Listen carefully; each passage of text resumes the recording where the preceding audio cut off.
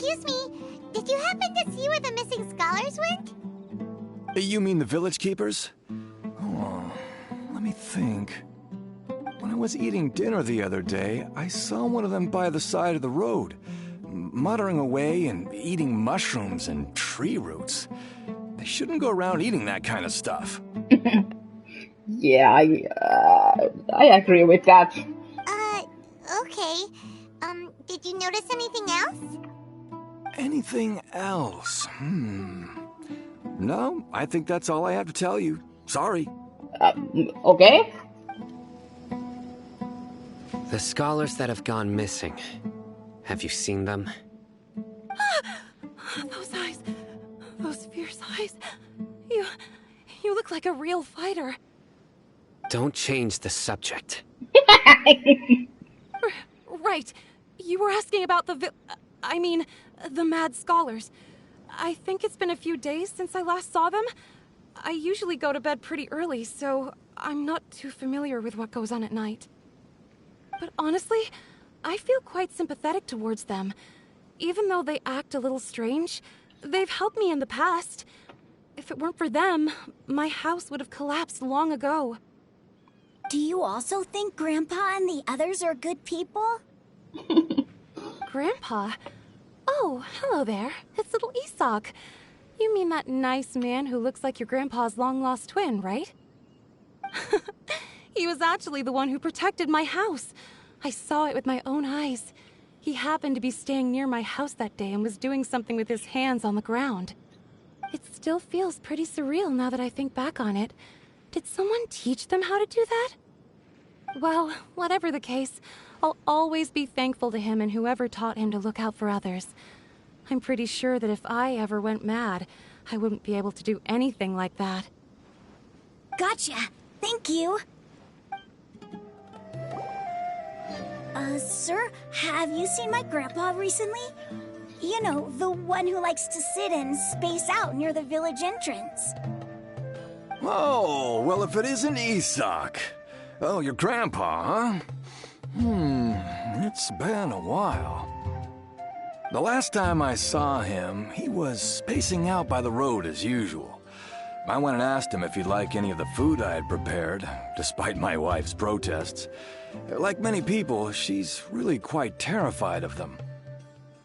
And speaking of my wife, she's still always complaining about how I don't make enough mora. That might explain why she's always mad at me. Yeah, I guess. Oh, thank you. Thank you for taking care of him. Oh. It was nothing. You're looking for him, right? Did he go for a walk and get lost? Yeah. That's no good. Well, once you found him, come by my place again and I'll cook a little something for the both of you. I've known you since you were very young, so as far as I'm concerned, you're family. Please feel free to come by any time. Wow, what a nice guy! Okay, thank you, sir. Huh? What's wrong, Sino? Did something happen? Don't say anything for now. Okay. My lips are sealed. Isak, stay here. Let's head over there. Stay quiet as you move. Ooh.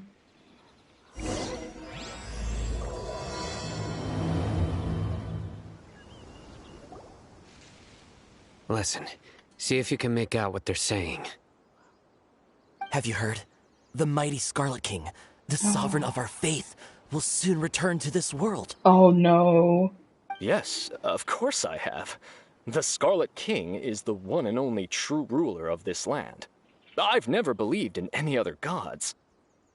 Still, you say he's coming back, but it sure doesn't feel like life's about to change around here anytime soon. What's your proof? Haven't you noticed? The village has been getting more deranged scholars than ever.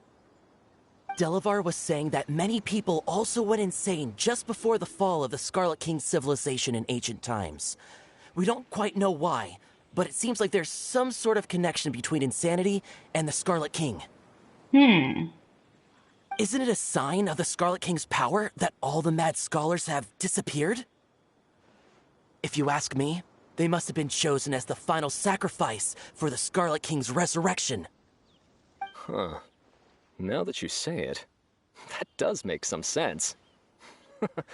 Does this mean our lives are finally going to take a turn for the better? Exactly. Those city folks will get what's coming to them. Oh, don't be like that. Now, repeat everything you've just said from the very beginning. Huh?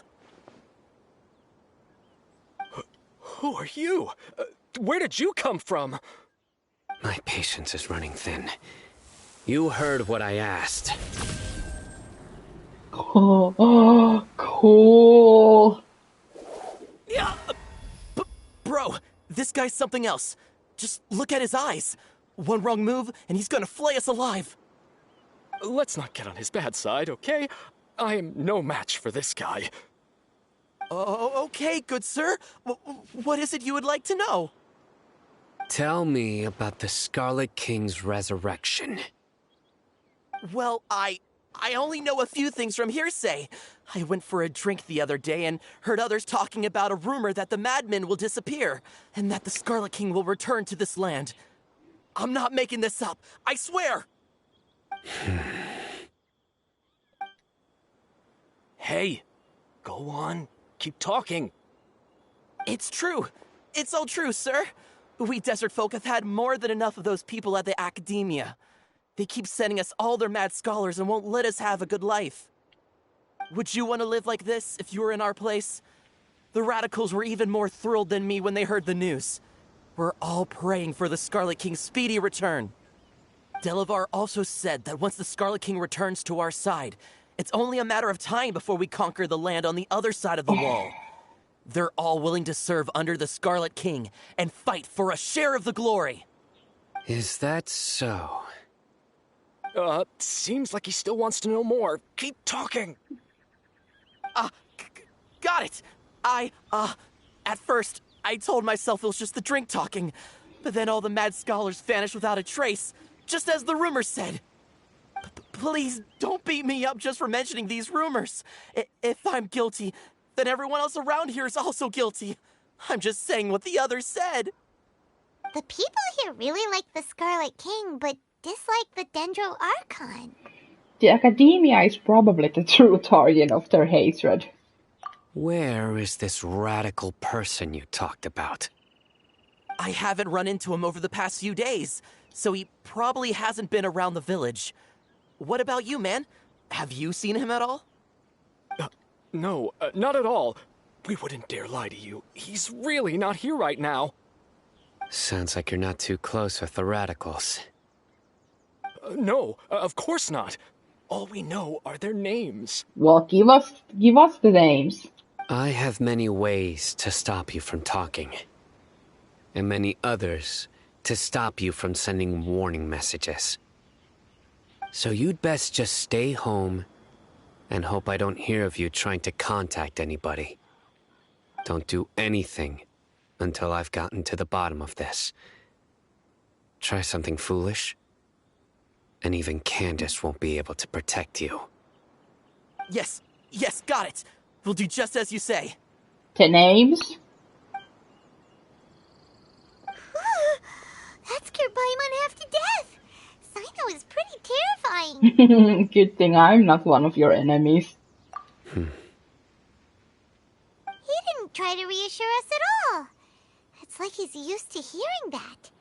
Oh, Paimon bets lots of people have told him that before.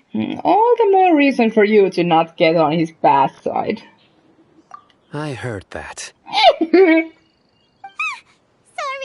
Sorry. It's part of being a Matra. The rumor we heard just now seems like a strong lead. But we need to check a few more places. Maybe we could check the scholars' homes. Maybe we'll find something there. Very well. Isak! I'm here.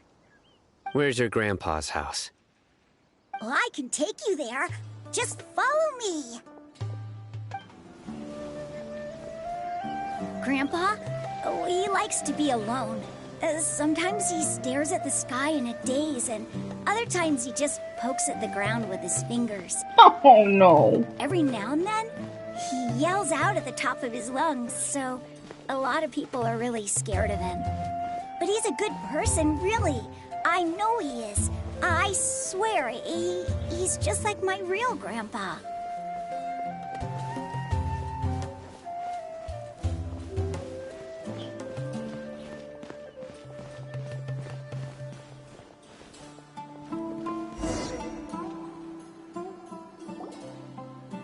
This is where Grandpa usually stays.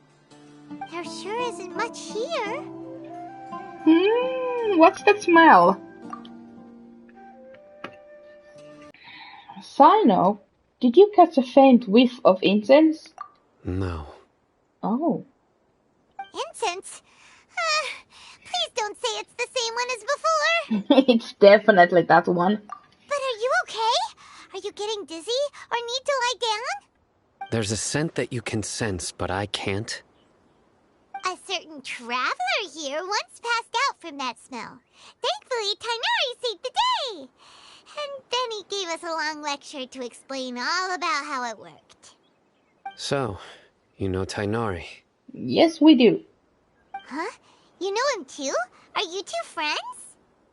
Yes. Oh. Now that I concentrate, I can also make out the scent of incense. Wait, surely Tighnari didn't lecture you too. No, no need. I can't handle this scent very well. Did you first encounter this scent at Tighnari's house? No, it was in the forest where a scholar was meditating. In the forest. From a scholar. Let's keep looking for more clues. It'll be more efficient if we split up.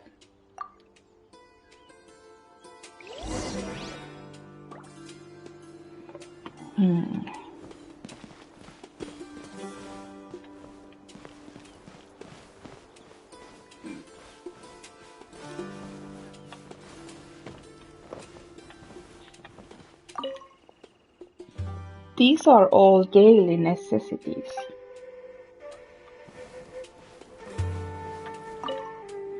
Looks like someone has been living in here this entire time.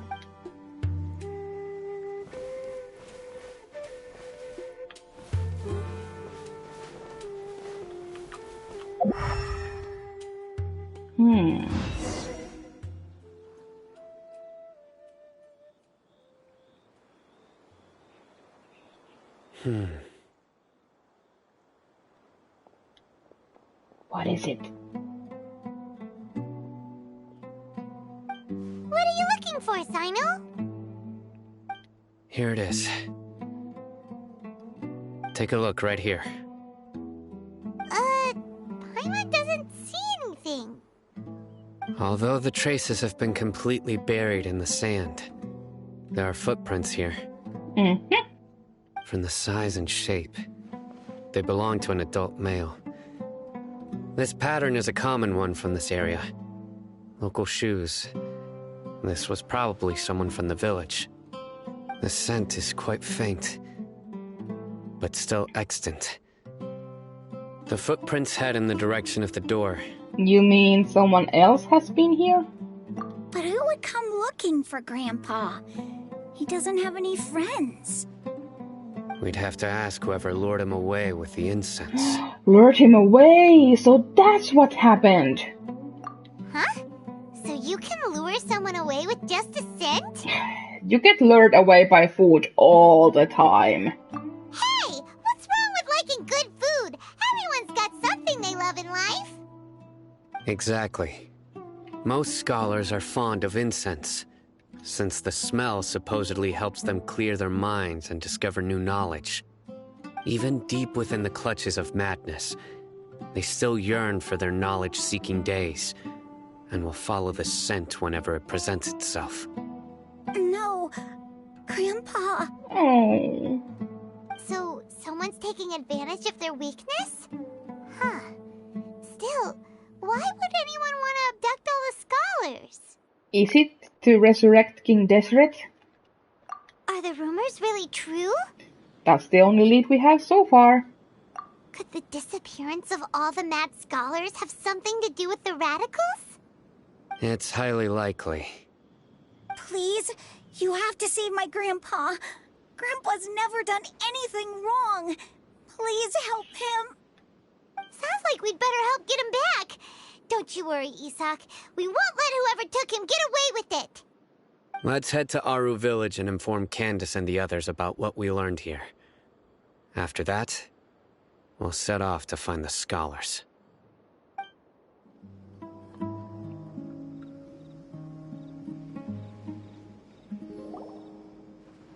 Right.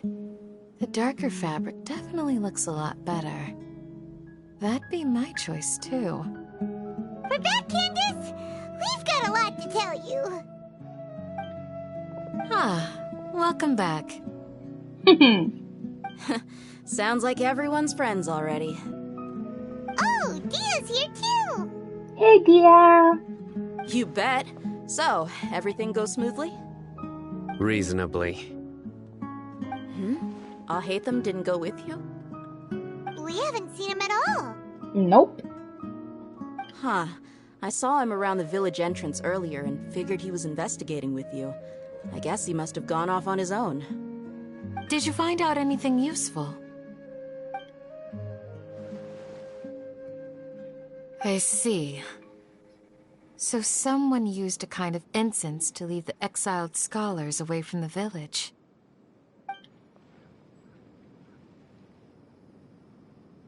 The resurrection of the Scarlet King?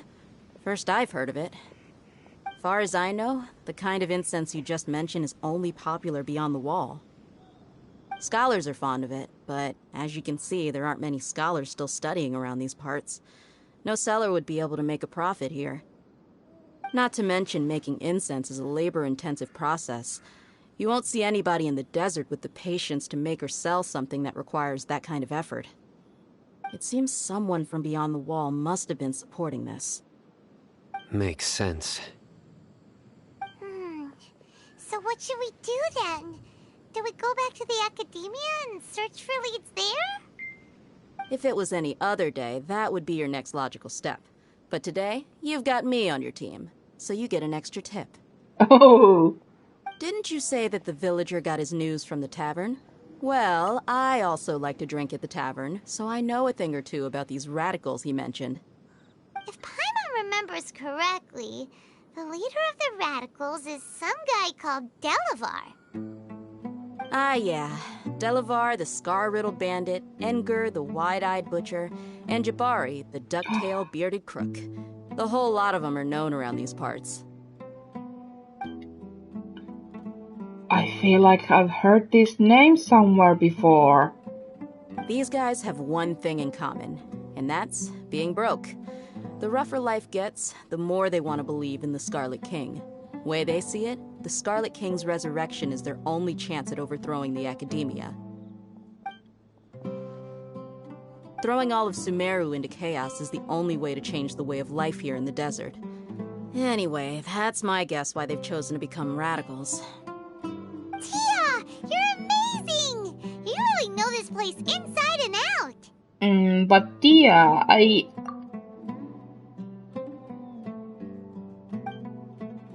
Huh? Dia's winking at me. Maybe I should stay quiet for now? No merc can afford to slack off on gathering intelligence. Every more I've spent in the tavern has been a valuable investment. Let's head out. Now hold on, you're staying right here, Sino. Why? Aru Village is not a big place. Outsiders stand out here like a sore thumb. I'd bet word about you has already gotten out. The desert is unforgiving, so the way of life here is also a lot tougher than on the outside of the wall. You survive on making connections out here. Compared to you, mercs like me are just third-rate amateurs. I've got no actual fighting skills to speak of. But that also makes it a whole lot easier for me to gain the locals' trust. I need to go around and ask some questions. But it'll be difficult if you're with me. Fine. Good. Then we've got a plan. The Traveler and Paimon will go to Caravan Rebot with me, and we'll try our best to figure out where the Mad Scholars have been taken. Sino, you'll have to stay in the village and continue investigating on your own. All right, sounds like a plan.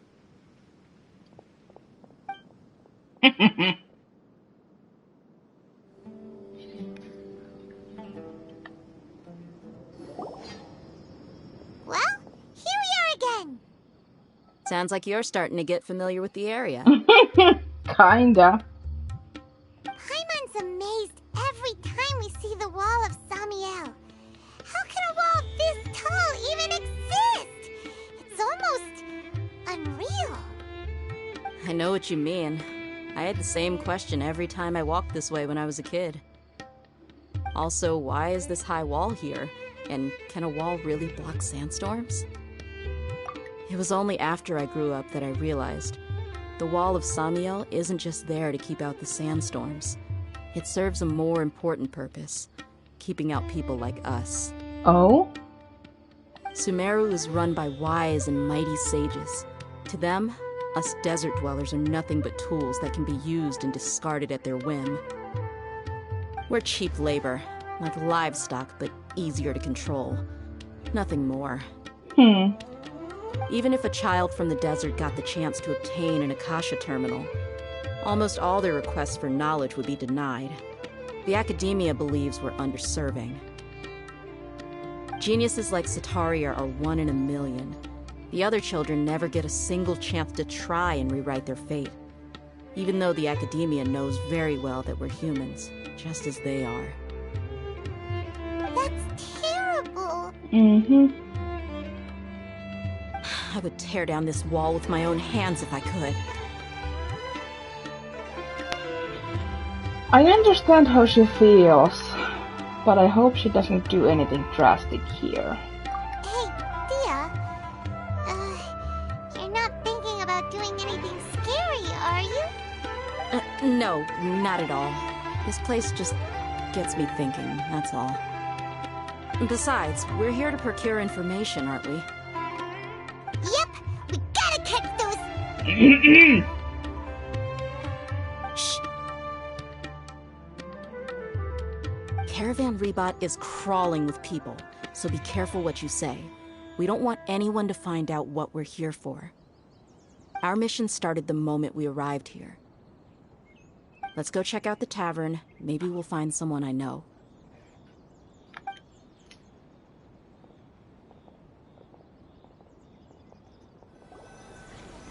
Just our luck. None of them are here today. You mean, you don't see anyone you know? Dia, is that you? What a coincidence. You here for a drink too? Zaki. Finally, a friendly face. Oh, and who do you have with you here? Guests from another land? Oh, oh God. Hello, nice to meet you. Hello. I'm Zaki. Dia's, how would you put it? Drinking buddy? We've had drinks together a few times. You could say we go back a ways. Anyway, as far as my friends here, they aren't too shabby, are they? You rarely see any Outlanders so friendly and respectful nowadays. Absolutely. Much better than those people on the other side of the wall. So, Dia, are you looking for someone? Yeah. Have you seen Engur, Delavar, or Jabari recently? Of course I have. Matter of fact, we were all here drinking together just a few days ago. I've got a spice trading deal from another nation. I thought maybe Delavar and his friends might be interested. Know where I could find him? Ah, how thoughtful of you. Then I assume you also know that Delavar's been having a hard time making ends meet these days, so you came here to help him out?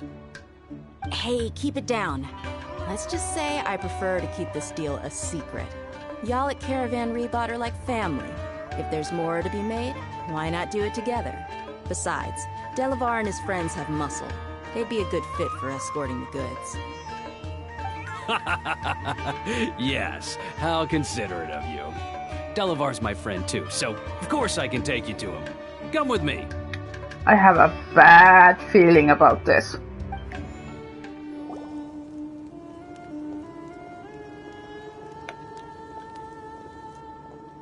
Are we there yet?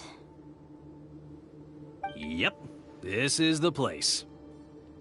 This place is practically deserted. What are they doing in a place like this?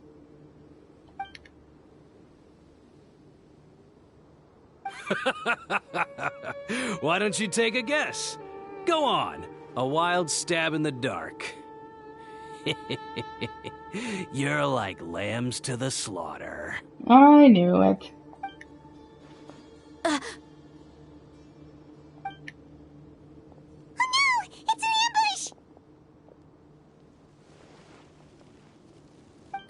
What's this all about, Zaki? Come on, Dia. You really think we didn't hear about what you said back in Aru village?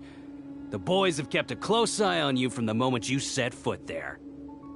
Not only do I know that you're looking for Delavar, I also know that you've teamed up with people from the Academia to look for the missing scholars. So, you've been watching us from the very beginning? Uh-oh. Paimon knew leaving Sino behind was a mistake! Oh, we can take them. And you left the strongest one in the village, didn't you? Who do you think you are? You really thought we'd fall for your little business deal nonsense? So you and Delavar have been partners all along. Dia, I guess it's only natural for a traveling mercenary like you to be out of the loop. Those of us who hang around the tavern have stronger bonds than you think. But you got one thing right. We're all looking forward to an uprising in Sumeru. There's nothing more we'd like to see than the desert folk overthrowing the Academia.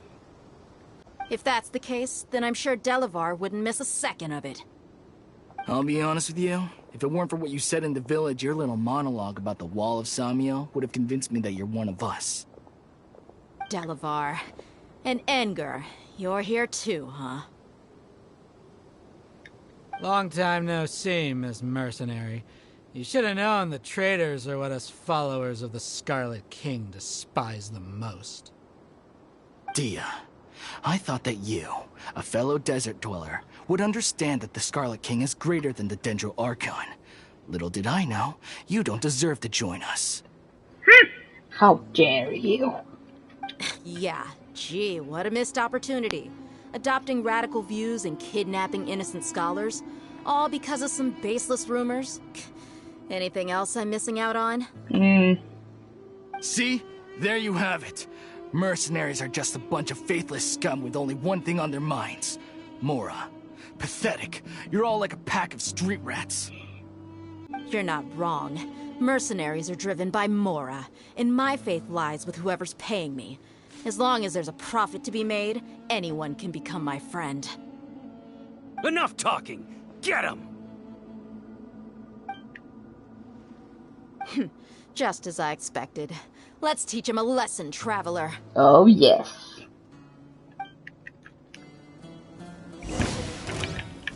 Following order. New punching.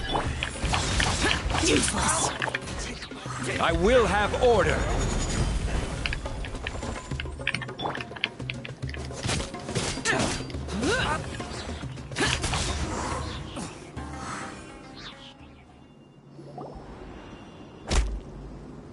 Impossible!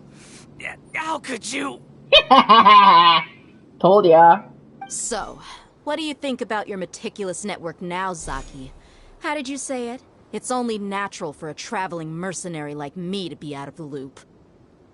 I'm guessing your informant told you that I'm just an incompetent merc with no real fighting skills, correct? I mean, that is what I said after all. And of course you would believe everything he reported. The only thing you know about me is that I'm a mercenary, but you've never seen me in action. Even though you heard we went to handle monsters together, you believed that Candace was the only one doing all the real fighting. That so-called Flame Mane is just a fraud. She admitted it herself.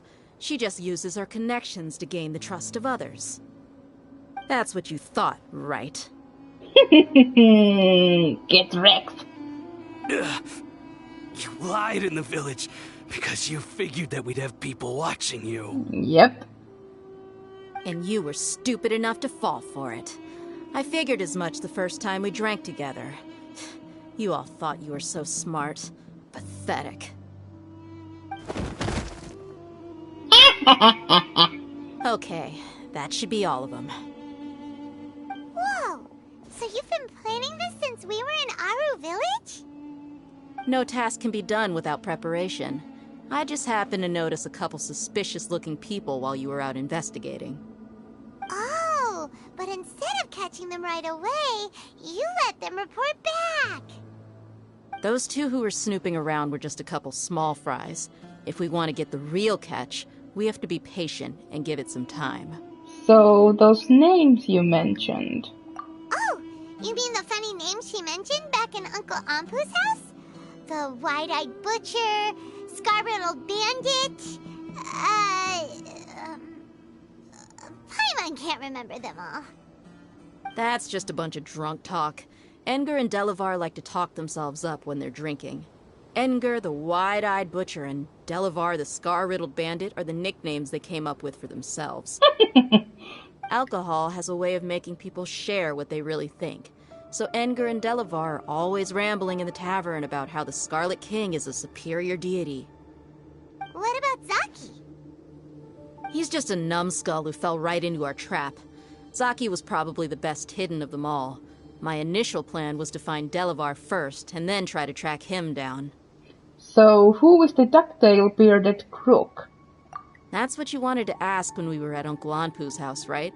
Jabari is one of the villagers you talked to. Mm-hmm. You know, the one who wanted to treat Isak and his grandpa to some food. Yeah, that's exactly who I thought.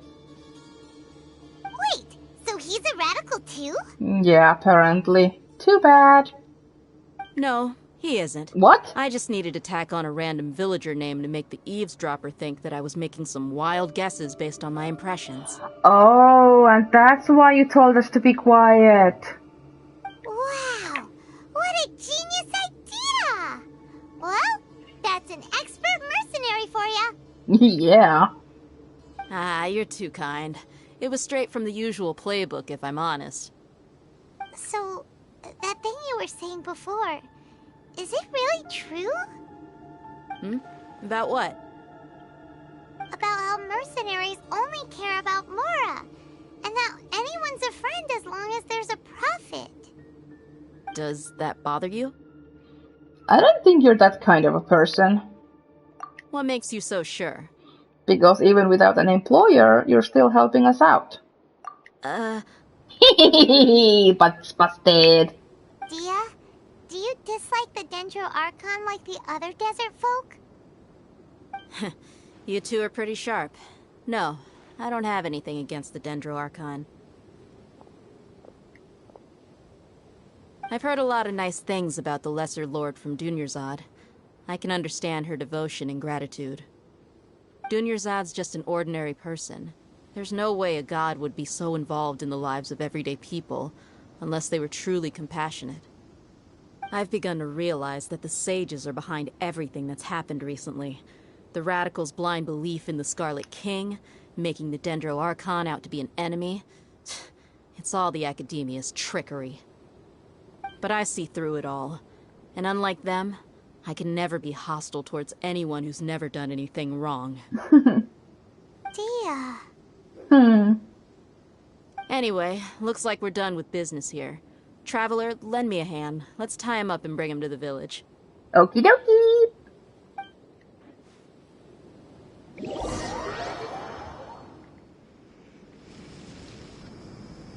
This should be all of them. I'll let you take it from here. All right. I'll be in touch.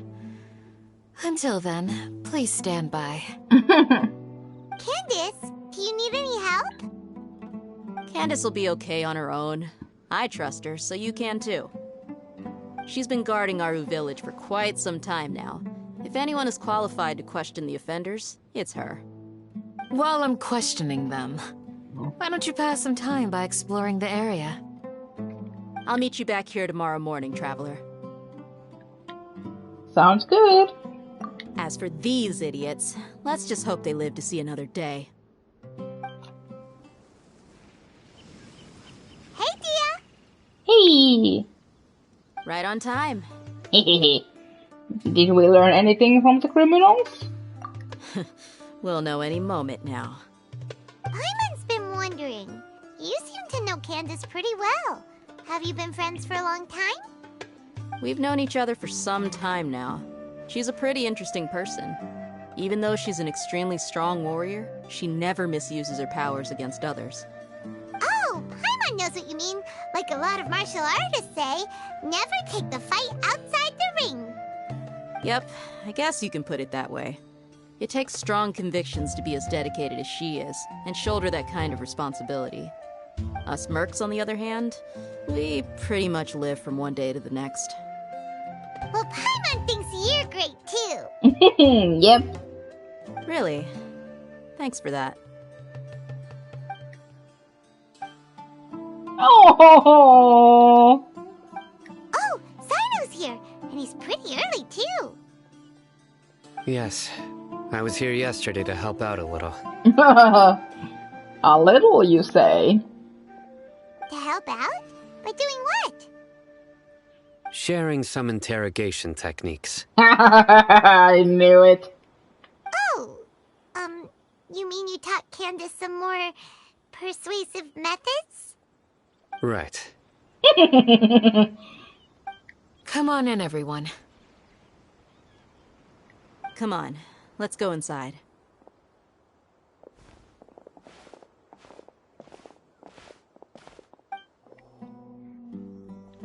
Candace, where... Whoa, you look furious. Do I? Huh. What gave it away? Oh, there's no mask that can hide true bloodlust. Cover up your eyes, and it'll still show itself at the corners of your mouth. Perhaps I need to work on my composure. Still, it's perfectly understandable why I'm angry. I'm sure everyone present would agree. Yes, ma'am. Please, don't feed us anymore. We're gonna die. Well, looks like Sino taught her well. She mastered it really quickly, too. Now she's just as terrifying as he is. You fear death yourselves, yet you do not hesitate to place the lives of others at risk. The absurdity is mind-boggling. The ones you call mad scholars are known to us as the Village Keepers. They are vital members of our community, and some even count them as family. You come here, to my village, and you treat my people as nothing more than stepping stones towards your goal. Tell me, what would you do to you in my position? Mercy! Please, have mercy! You've made your bed. We may both be desert dwellers, but there is one thing that I understand better than you. The resurrection of the Scarlet King will only result in war. And war serves no one. The people of Aru Village care little about which god is in power. Life may be tough and tiring, but we wish to preserve our way of life. A war would only cause us to lose all that we have. And that is not a responsibility that you can afford to shoulder. We understand. We're sorry! I'll tell you everything I know, please. Just let us go. I'm listening. You might not believe this, but it wasn't us who came up with this idea. Someone was spreading rumors in the tavern. That's how we ended up hearing about the Scarlet King's resurrection. Some mystery man told us that mad scholars will make the perfect sacrifice to usher in the Scarlet King's resurrection. They give their lives, and we can get anything we wish for. Let me guess who that some mystery man is. They're called Village Keepers. Slip up again, and you'll regret it. Yes, sorry. It was all that mystery man's doing. He told us to spread word about the Scarlet King's resurrection and talked us into helping him. In return, he said he'll help facilitate the resurrection process. Where are the village keepers now? I'm not sure. That's one. Huh? One what? Strike. You get a total of 3. Then, you die by my hand. Wait, I'm telling the truth. We don't know anything. It was all him. 2. He got us to lure them out of their houses in the night with some kind of incense. We take them to a junction outside the village. Then the mystery guy takes them from there. You gotta believe me, please. I'm telling the truth, I swear. Just ask them if you don't believe me. That was indeed the truth. Traveler, go on. Thank you, Sino. Do you have any idea who that mysterious person might be? You have to believe me. If I knew that, I would have told you his name right away. I'm not risking another beating to keep his secrets. No way. That guy, he wears a cloak, and he's always careful to cover his face. He calls himself the Scarlet King's envoy. Of course it's him. I believe I may know what's going on. Uncle Anpu? What do you mean?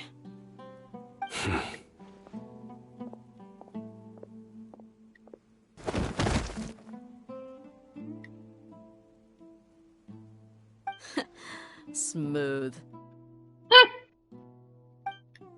Okay, speak.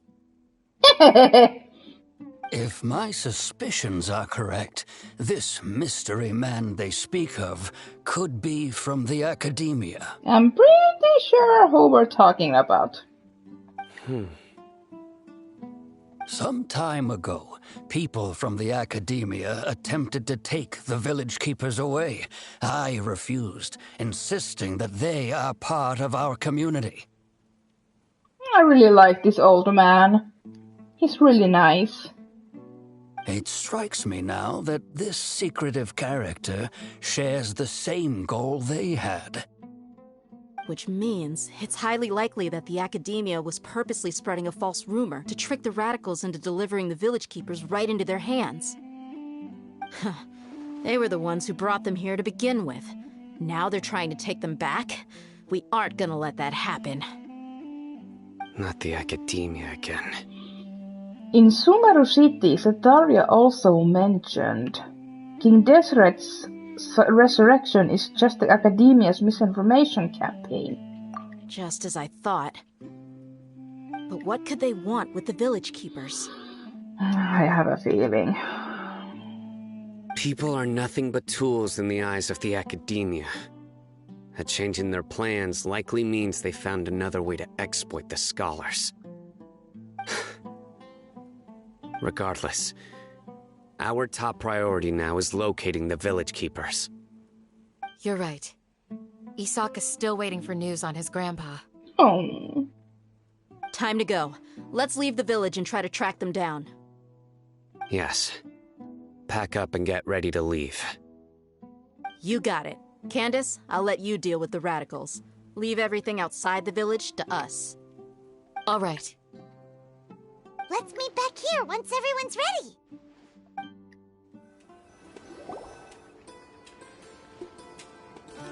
Oh! Let's get some food in us and then we'll... Woo! Hey, I'll hate them! Where did you come from? Well, as you can see, I am merely sitting here and reviewing what we have deduced thus far. You were gone for ages, and now you're suddenly sitting here musing to yourself? Where have you been anyway? Come on! Hey, what's with the silence? You never think things through before asking questions. I'm giving you some time to make up for that. Oh my god!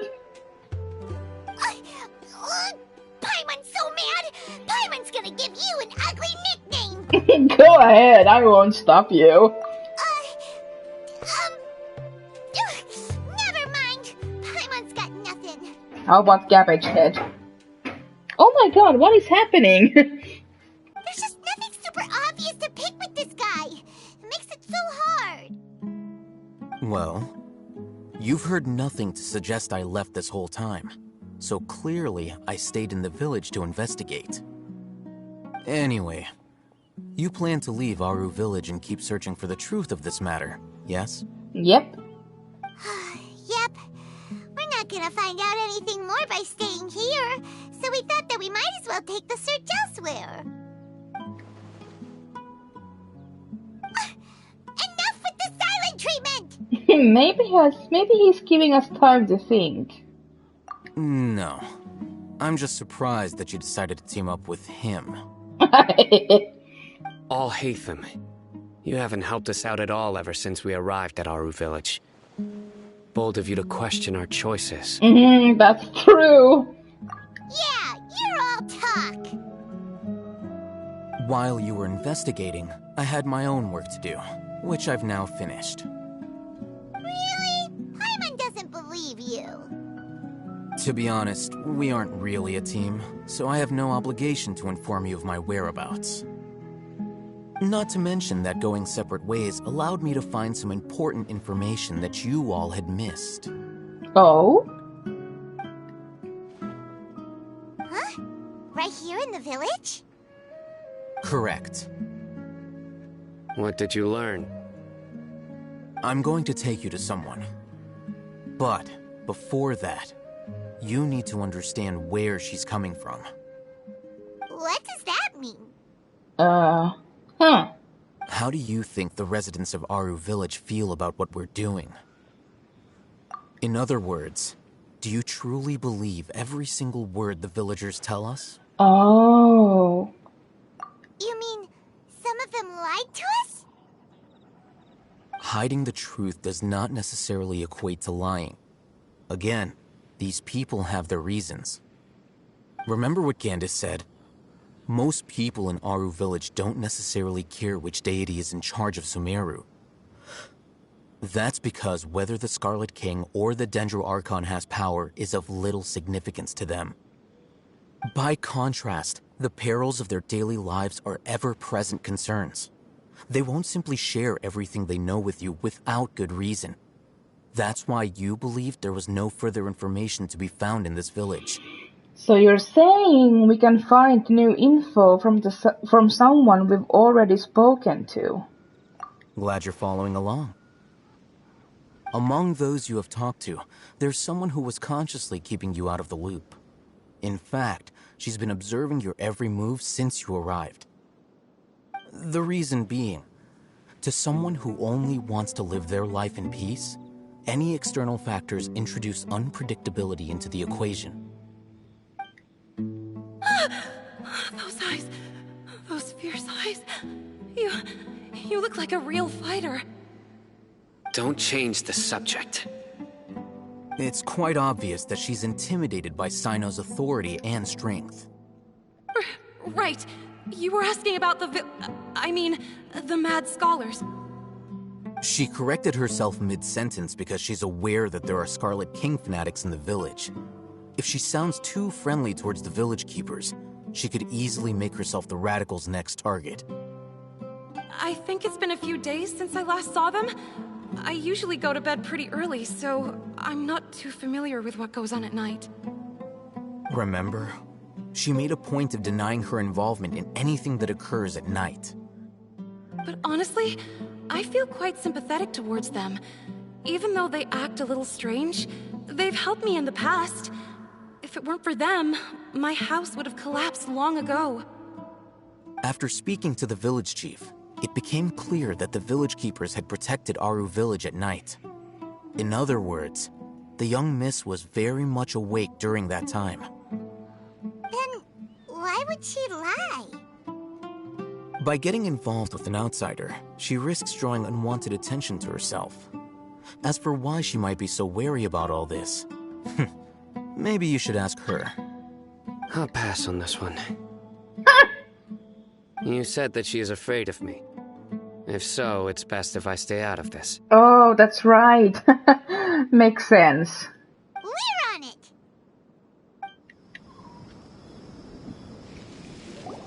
Miss Shawnee, as we discussed earlier, I've brought someone with me.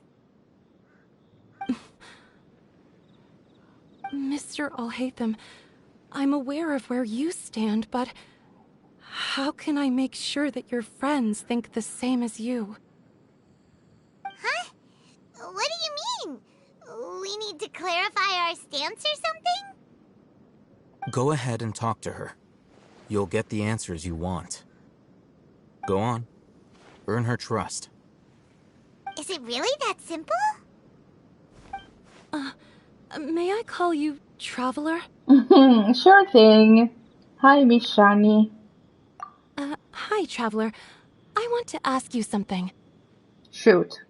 Do you think the resurrection of the Scarlet King can truly change Sumeru for the better? No. Why's that? Because it'll only result in conflict. That's very similar to what Miss Candace says. I know you two are friends. That's why I'm willing to talk to you, even though I do have some reservations. Before, I wouldn't even have the courage to ask something like this. Traveler, do you believe our lives will get better? I can't promise anything, but I'll do the best I can. Yeah! We came here from another nation, so it isn't wrong of you to be weary. And we aren't really residents of any one nation. But even so, we've met lots of people from different places, and we've always fought for what we believed in. We have friends in Sumeru, and we want to help them. That's why we decided to stay here for a while. Yep.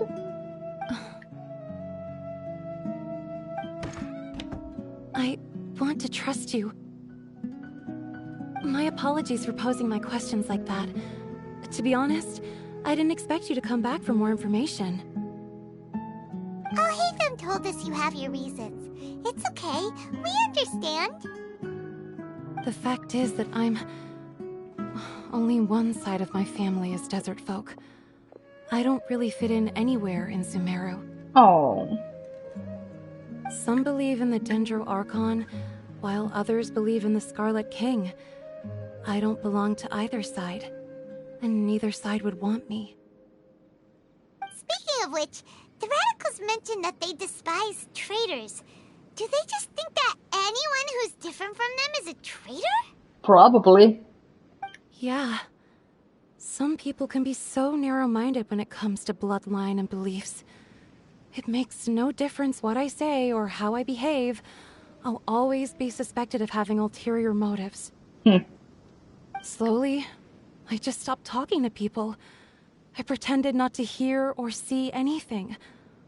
All I want is to live my life in peace. Relatable. And then it happened. The village keepers who had helped me disappeared with no explanation, and I didn't dare breathe a word about it to anyone. Until now. You can tell them. I'm sure she'll keep your secret. Don't worry, I will. All right. I'll tell you what I told Alhaitham. I actually have a sharper sense of hearing than most. Sometimes, I hear strange crying sounds in the night. There are ghosts? Paimon. Perhaps. I'm not sure. It's faint, but it's definitely the sound of crying. It comes from far away in the distance, and always carries very raw emotion. I wonder who it is. It used to be louder and more frequent, but ever since you arrived in the village, it doesn't seem to happen as often, and when it does, it's much quieter. I have to focus really hard to make it out. I confirmed this with the guards on night duty.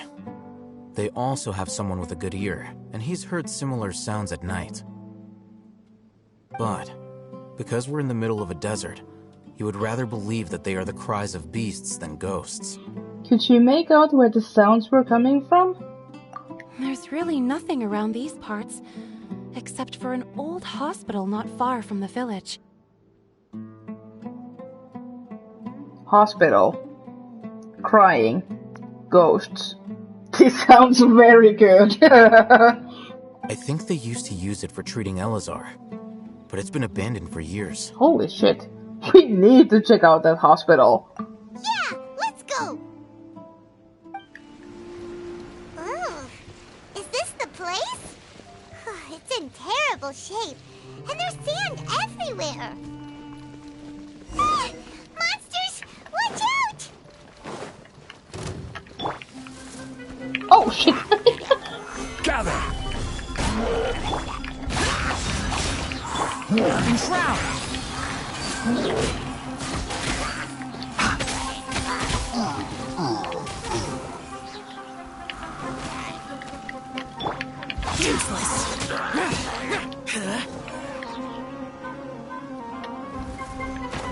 What? Where? Oh.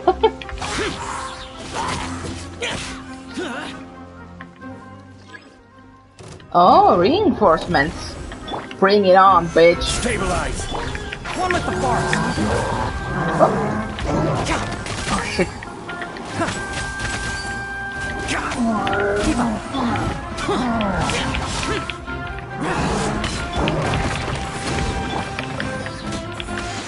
Solidify!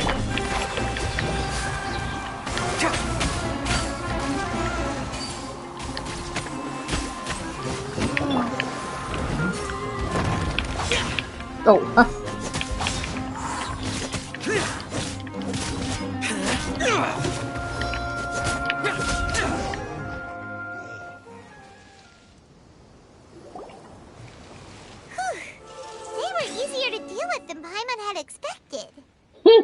What were you even expecting?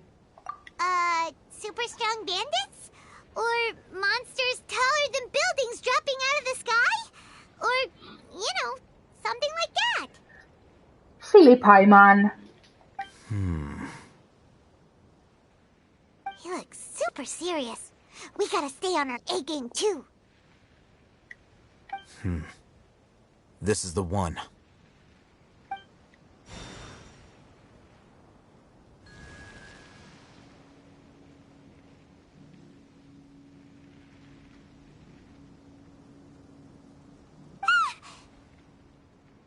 Let's go in and take a look. Yep.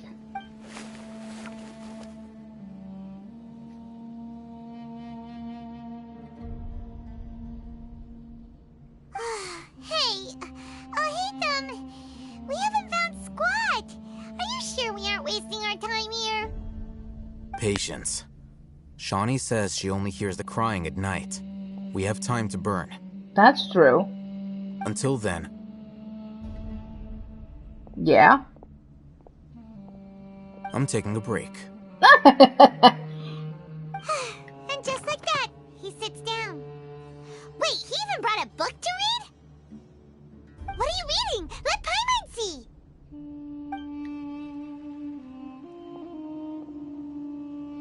Okay, sure.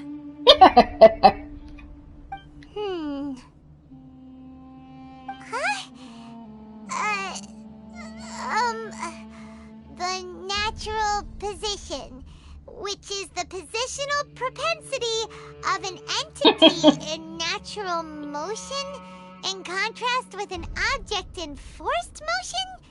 Huh? When free from external influences, every entity displays the tendency to follow its natural trajectory? So, you got that? Oh, Paimon gives up. You keep reading your book. See ya.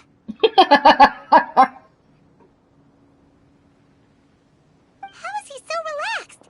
Look at him, reading an impossible book in a creepy place like this. You know, it wouldn't kill you to read a book once in a while either. Maybe it's time to spread your wings and become learned. Hey, what good is that gonna do for you? You're acting like one of those annoying grown-ups who go around nagging people to focus on their studies. The more you learn, the more money you can earn to support me. Hey, what gives? Shouldn't you Paimon? Isn't that what I'm doing now? Oh, right. Okay then. Thank you for working so hard and earning so much more. If it weren't for you, Paimon would probably still be floating around in the ocean somewhere. Yeah, probably. Thank you. You're welcome.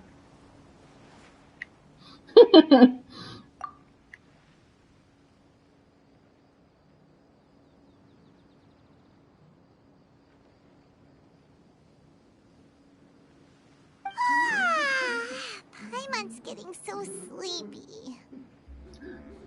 I hear the crying. Huh? What was that sound? There it is.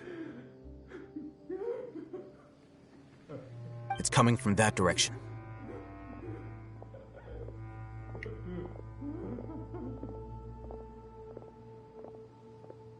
Is the sound coming from here? Huh. Paimon's not seeing anything.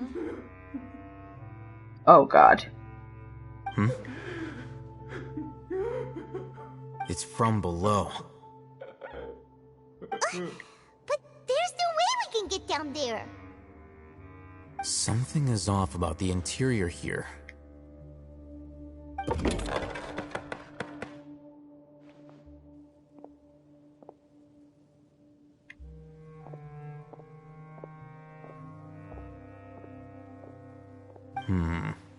What is going on? As I thought, there's a hidden structure. Wow. It's like they tucked another hospital into this one. Oh, it looks like there are other mechanisms around here. Let's keep exploring. Yeah.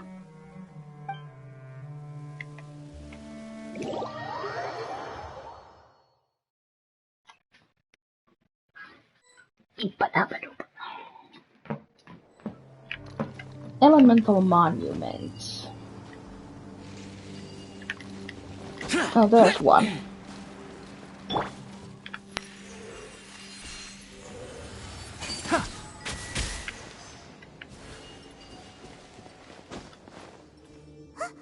Look, there's someone over there. We need to be careful. Good idea. Let's approach him slowly without alarming him. Wait, is that... Wait.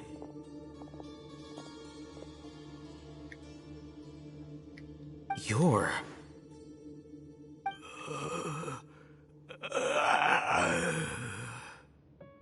He can't speak, and his eyes are unfocused. But he looks too young to be anyone's grandfather. Also, why is he the only one here? Didn't expect to see him here. Him? You know him? He's Razak, a senior of mine at the Academia. Oh.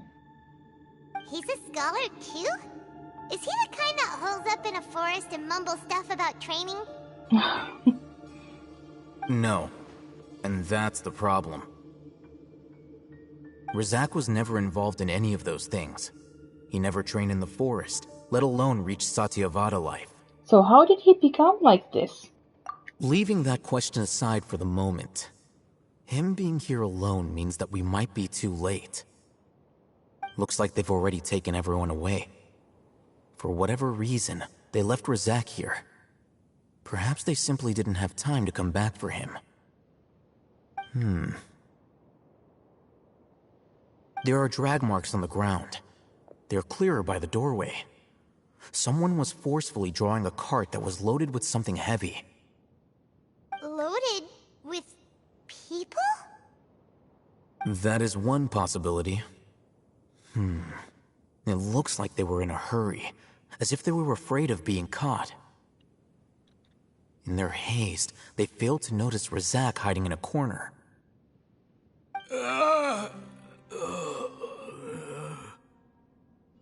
The symptoms are identical. Looks like we found living proof. Huh? Why do you say that? Allow me to jog your memory. Recall your time at Port Ormos.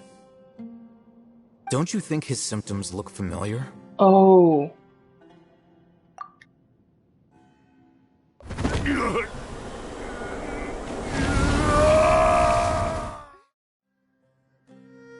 Yeah. The aromat guy who went mad. Oh, now that you mention it, they're acting the same way. Correct. The Academia is behind all of this. It isn't difficult to deduce their rationale. First, the Academia spread a false rumor of the Scarlet King's resurrection, emphasizing the role of the village keepers, the mad scholars who were exiled to Aru Village. These rumors were all the persuasion that the radicals needed, and those based in Aru Village leapt into action. Unbeknownst to them, of course, through rounding up the scholars, they were actually helping the Academia. As well as being able to exploit the radicals for their own ends, this scheme has one further advantage to the Academia. All the risks and responsibilities are offloaded onto the Scarlet King's followers. Life for the Desert Dwellers has been brutal ever since the Scarlet King's death all those years ago. Beneath the surface, feelings of desperation are widespread. Many would give everything they have for the prospect of something better. Anyone looking to exploit that for their own ends simply needs to make a few empty promises. Even if complications arise, people will see that those involved are all followers of the Scarlet King, and look for no further explanation than differences of belief. A deep-seated mistrust of the desert and everyone in it by the rest of Sumeru will make sure of that. The notion of an Academia plot wouldn't even cross their minds. It may seem like a simple strategy, but it is able to work wonders under Sumeru's current circumstances. Oh, that makes a lot of sense.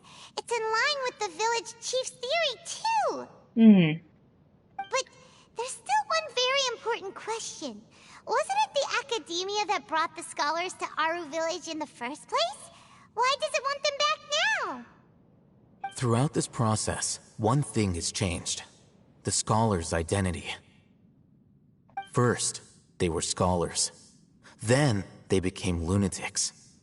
After that, they were exiles. And finally, they become missing persons. I see. An exile is still patently a living, breathing human being. But when someone becomes a missing person, that is brought into question. If you can't find someone, you have no way of knowing what exactly happened to them. That makes missing people an ideal resource. Resource? For what exactly? I have a feeling, but I'm not going to say it out loud because I feel like I'm wrong. One possibility is that the information in their brains could be extracted into knowledge capsules. Oh, so it wasn't what I was thinking. Extracted? You mean canned knowledge comes from people's brains? It took you this long to get that. With the technology of the Sumeru Academia, it's entirely possible. Yeah. Perhaps the process caused them great suffering, which is why they cry out in the dead of night when no one is watching them. Jesus. So, the human brain... Nope, nah, Hyman doesn't want to think about this. How did you learn of this technology? I'm the Academia scribe, after all. I'm familiar with their projects. Anyway, judging by Razak's state, the contents of a divine knowledge capsule were extracted from his mind. But something went wrong in the process. Or perhaps his curiosity got the better of him, and he used such a capsule for himself. Oh. Hyman's a little confused. Can they just use anyone's brain? No, that can't be right. Most of the mad scholars had made contact with the divine consciousness in the forest. That's what the Academia is after. It's also safe to assume that this knowledge has something to do with the Fatui, the Doctor, and also the Balladeer. They're using divine knowledge capsules to turn the Balladeer into a god. The look on your face tells me you've realized the answer. Yeah. The academia needs people who have been exposed to the divine consciousness. That's right. To some scholars, gaining knowledge about the gods is their entire life's pursuit. Extracting canned knowledge is just one of the extreme measures they turn to. However, I can't help but wonder, what do they seek to gain from divine knowledge? The academia is going out of their way to look for forbidden knowledge, but what is their ultimate goal? I've spent quite some time trying to analyze the contents of the divine knowledge capsule, but to no avail. It seems like my way of thinking is too different from theirs. You mean you're not even slightly interested in getting your hands on this forbidden stuff? All scholars seek to expand the horizons of knowledge, but I'm not particularly interested in gods, so I don't share their degree of zealotry. Extracting information from people as if they were lifeless objects? If this is the direction of academic progress, then the academia may as well shut its doors. Agreed. Sounds like you're really against all this. Of course. The academia's actions run contrary to their rules. Whether it be academics or knowledge, everything has its boundaries. If those lines are crossed, the rules and order that govern everything in the world will be destroyed. This matter needs to be corrected, just like fixing a typo in a book. Wait, didn't you step in to help because you felt sympathy for those poor people? Not to be callous, but no. My criteria are a little more restrictive than that. There is no shortage of suffering in Sumeru, and the same can be said for the rest of Teyvat as well. What do you plan to do about that? Save every last person? Probably not. Paimon's not sure. Your motives are more specific and personal. You can say that. Simply put, I don't blindly place my faith into strength or heroism. I do what I want. The divine knowledge capsule is something I want to investigate in full. That doesn't mean I'm willing to take action for the sake of a few strangers. Though he rejects the notion of greater moral responsibility, he justifies his actions because they are true to his personal motivations. Someone like him might actually make for a better ally. Paimon's been wanting to say this for a while. There are a lot of bad guys in the academia, but you're not one of them. You're their weirdo. You're probably right. Though I must say, I quite enjoy this feeling of being the odd one out. Uniqueness is also an asset, is it not? Agreed. Wow, that's a great way to think about it. Paimon's really impressed. If only Miss Shani had a similar mindset, her life would definitely be a lot easier. I'm just a more likable person than her in general. There's nothing more to it than that.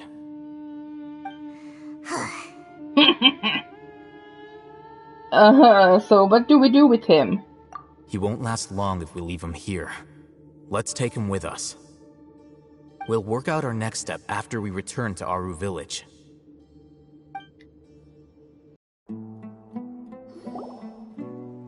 We're back! Hey everyone! You must be tired. You should rest and take some water. What's the situation? Who's this? Unfortunately, somebody who's too young to take on the role of Isak's grandfather. Nevertheless, he's one of the people we're trying to find.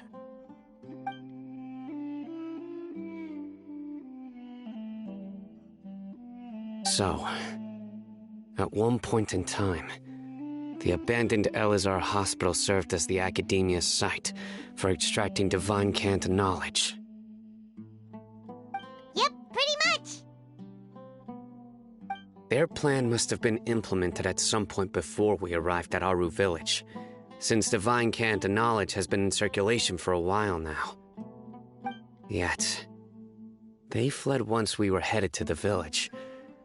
Almost as if they knew we were on their trail. Why is that? Yeah, why is that? We may have a mole in our midst. One of us could be secretly revealing our whereabouts to the Academia. Oh, shit. Huh? Are our friendships that shallow? Well, I hope not.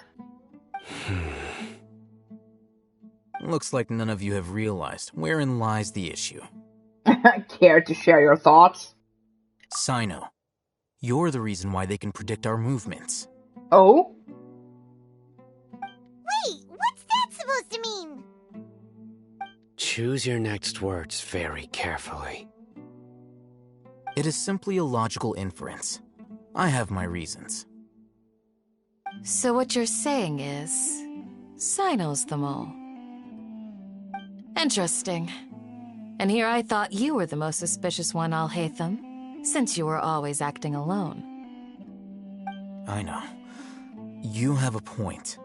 But I realized something as we were returning from the hospital. Sino isn't like any of us. What are you trying to say? Do you still remember who you are, General Mahamatra? Oh, shit!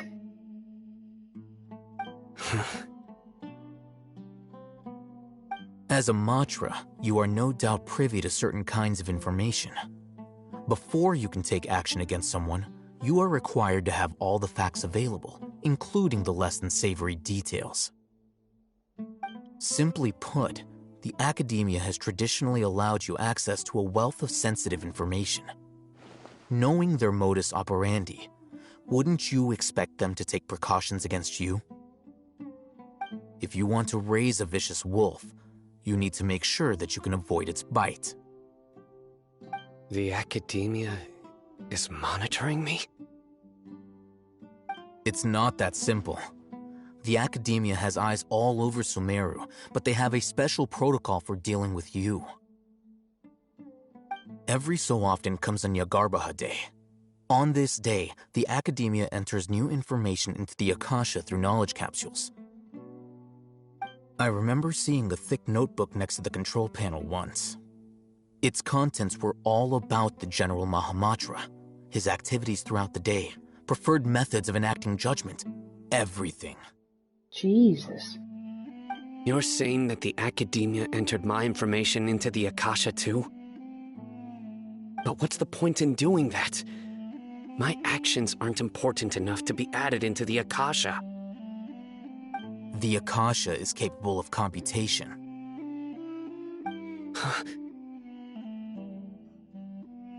The Akasha's algorithms are entirely capable of predicting your movements using the data entered. When you would depart, the route you would follow, your destination. It knew all of this. Jesus. It predicted my every move. The Academia has been watching you longer than you think. So that's how it is. Sino adheres to his principles so strongly that he's actually a thorn in their side.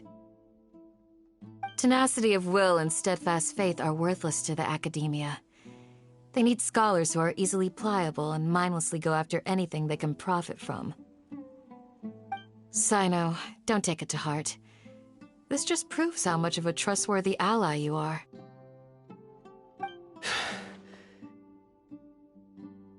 They escaped because of me. Don't blame yourself. It's not like any of us would have known. Exactly. I have an idea. Oh? If they predicted my movements, then I might be able to guess where they went. Oh? Whoa, you bounced back fast.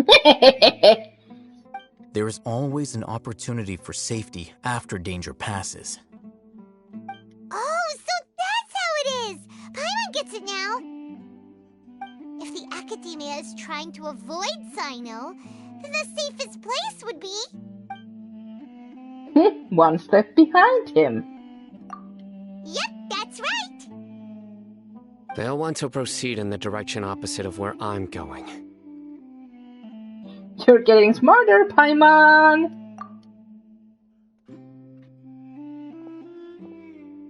I must go. There's also something I want to investigate. Oh. Let's go, guys! After him! Please, wait! I want to go too! This might be a little too dangerous for you, kid. You want to go too? If so, you have to promise you'll stay safe. I want to find Grandpa. I promise I'll be careful and not cause any trouble. Everyone, I leave him in your hands. Alright, I guess so. Yay! Let's go! Remember to pack some food with you! Paimon feels like we're missing someone, though.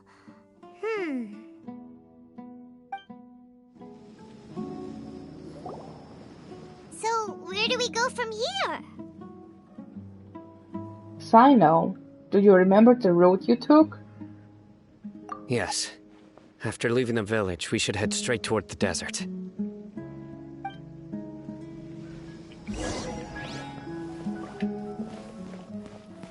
I know the desert like the back of my hand. Is that because you play here a lot? Yep. One time, Grandpa almost got lost in the desert, but I was the one who brought him back.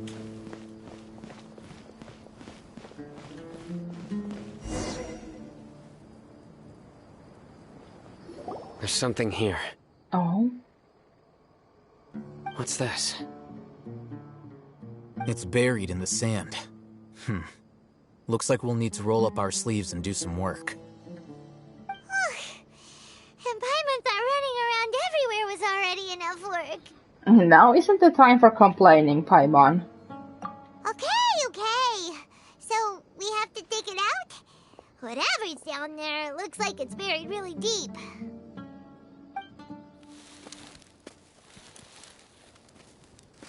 These are likely fragments of an Academia-developed device, something akin to a headset. Looks like it. Looks like there were more than one village keeper. They must have been escorted this way because there are device fragments scattered around here. Let's split up and search the area. Chances are that we'll find other things nearby.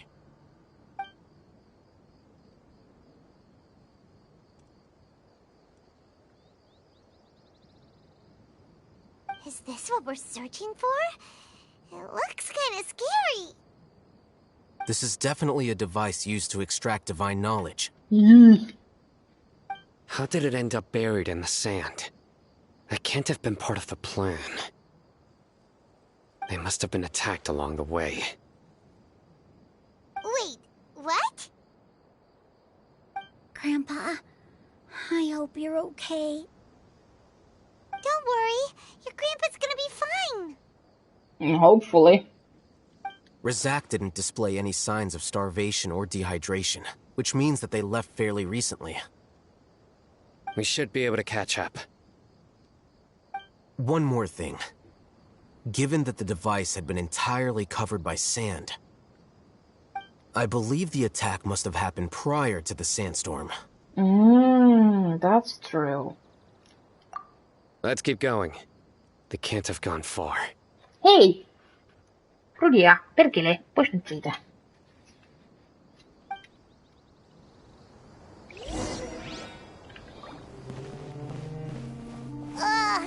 But running on sand is so tiring. But you're flying, aren't you, Paimon? Is flying over sand tiring too? Of course it is.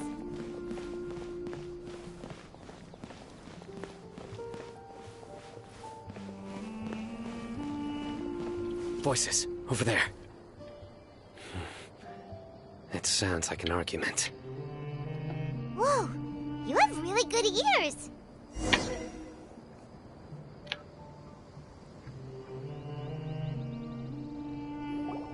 Don't get any closer. They'll notice us. Dia's talking with the Eremites? Very interesting. Let's listen in. If you had informed me sooner, there'd be plenty of room for us to... You're one of us. We would never lie. scholars. You don't know as much as I do. Need me to... I knew it. That's our Dia. Dia? Why would you... Dia! Oh! Fucking kid. Hey, what are you doing? Huh? Didn't you say you'd help me find Grandpa? Why are you on their side? Well, look who's here. Ain't that something? This complicates things. You've betrayed Aru village? So, this is the great General Mahamatra. Dear, you'd be better off as my assistant than hanging around with this motley crew. Seen for yourself. I have the means and methods, and my ideals are far more admirable than theirs. I'm not the type that's easily swayed, Raman. You of all people should know that. Wait, what's going on, Dia? Whose side are you on here? Shut it, Paimon. It doesn't matter. Whichever side you pick, nothing could deter us from the grand mission of resurrecting the Scarlet King. Once our Lord of Old returns to this land, we will have a new beginning. Face the facts, Raman. It's not gonna happen. You should understand that more than anyone. Have all your years as a merc taught you nothing about placing hopes in a ruler? I'm a desert dweller and a proud follower of the Scarlet King. Whether I live by the edge of the sword or in peaceful comfort, my soul will always carry this conviction. It's not too late yet. The village mad scholars aren't gonna bring the Scarlet King back to life. You don't understand, my dear lady. Pursuing our faith is our purpose in life. Even if the chance of success is 1 in a million, we must be willing to give everything we have. Even if it'll expose you to the academia? Even if they end up disbanding the Eremites? Your Eremites, which you've worked so hard for all these years? Yes. What? We've waited a long time for this day to come. The sun and the moon no longer shine here. All you see now is cracks in this desiccated land. But fate has finally dealt me a hand to play against the academia. With these scholars in our custody, we'll stomp the academia's forces and fight our way beyond the wall of Samiel. Ridiculous. Think about it. The academia controls the entirety of Sumeru. Your powers are negligible in comparison. If you still don't believe me, then try asking these 2 men. They're also against the academia, but neither of them are as arrogant as you are. They look more like pawns of the academia to me. Why would I listen to anything the people of Greater Lord Rukkhadevata have to say? Filthy traitors. Your god abandoned all honor and betrayed the Scarlet King. We desert dwellers will never trust the likes of you. It's impossible to communicate with someone so hostile. Perhaps we should. Do you really believe that by kidnapping the scholars, you'll be able to negotiate with the academia? Alhaven? These people have no value as bargaining chips, but I could be persuaded to take their place as your next hostage. These scholars were exiled from the academia. I, on the other hand, am their current scribe, and will be a much greater asset to you. Wait, you can't be serious. So, you want to trade places with the hostages, do you? Alhaven, no! Precisely. Any wise person would gladly accept my offer. What are you thinking? What if they decide to kill you instead? I'm sure he can take care of himself. Well, that would be bad luck for me. However, I'd get the chance to observe the scholars, perhaps even find out the truth.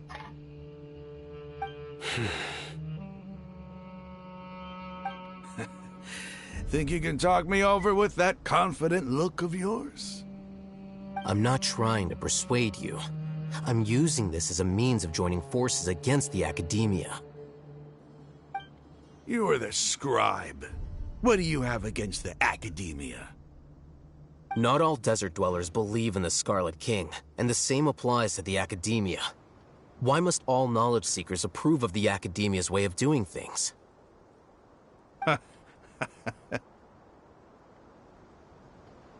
You Academia scum. Every last one of you is nothing but a hypocrite, just like everyone else on the other side of that wall. I've made myself clear enough. I won't listen to another word from the Dendro Archon's people. Not so fast. I'll hate them. Do you stand by everything you just said? I never make empty promises. You know you're making a dangerous decision, right? I do. Good. Raman, hear me out. These people are my friends. Maybe you can't take the followers of the Dendro Archon at their word, but what about me? Do you trust me? We've known each other for years. Of course I do. In that case, I'm willing to vouch for their honesty with my right arm. Ooh.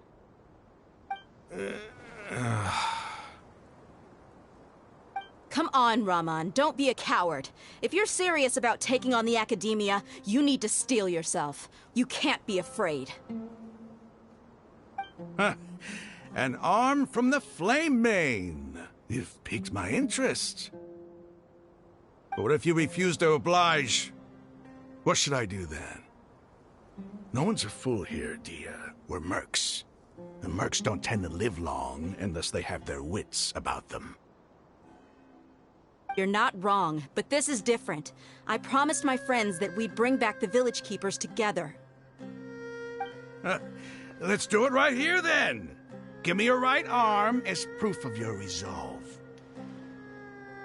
Don't listen to him! He's not even trying to negotiate! He just wants to make things more difficult! Yeah. That's fine. Are you crazy? We came here to save lives. One arm for that many people is still a pretty good deal, if you ask me. Raman, I'm holding up my end of the deal here. You'd better not let me down. Sure. Go ahead and cut off her right arm.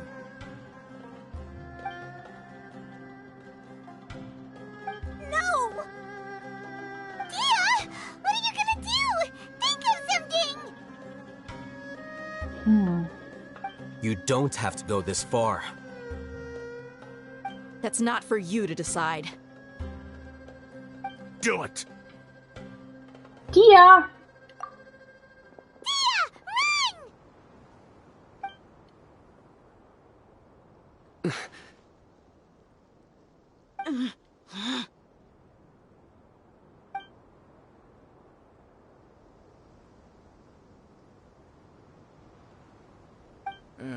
Stop!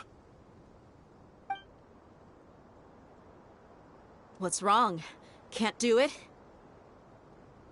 Flame Mane, you and I are both desert folk.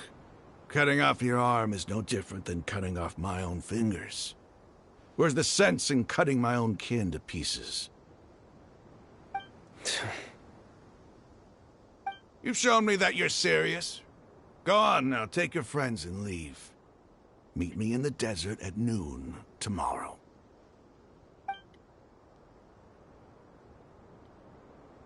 Jesus. Jesus, Dia.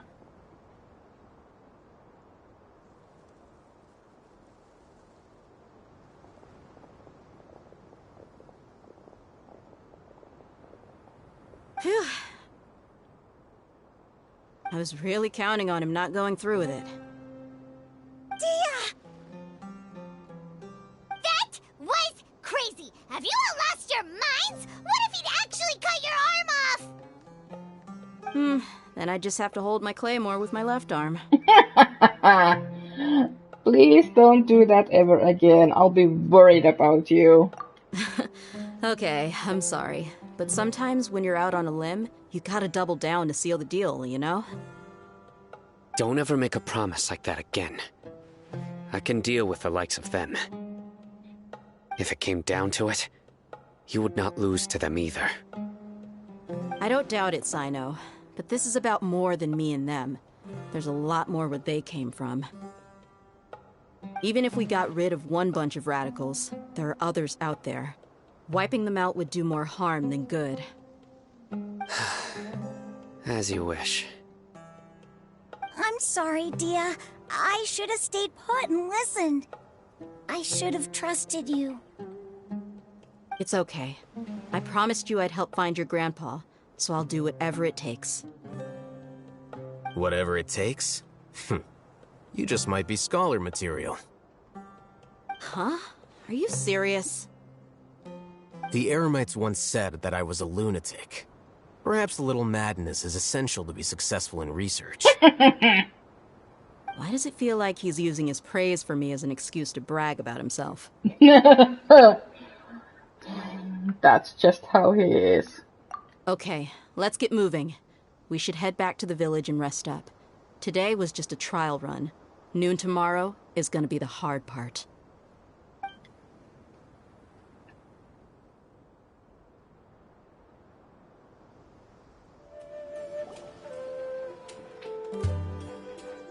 You're all here so early.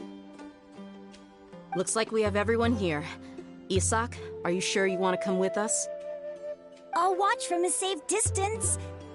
Dia, I want to be there to bring Grandpa home. Okay, let's go then. Dia, wait. What's up, Candace? What's the matter? I heard that you were quite reckless yesterday. No more of that today, understood? Or I'll be very upset with you. Fine.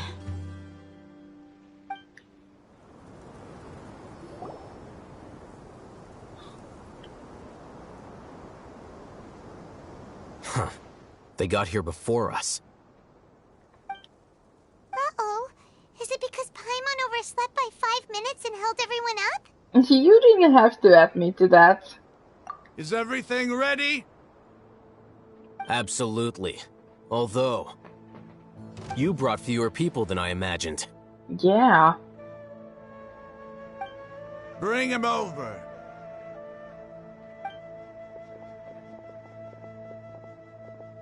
Grandpa!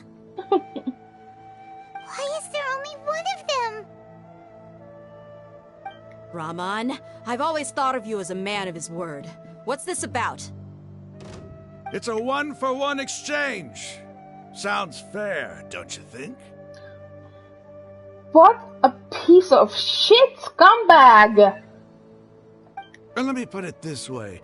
Agreeing to any kind of deal with the Dendro Archon's people is already a huge compromise on my part. Don't you think you've asked enough?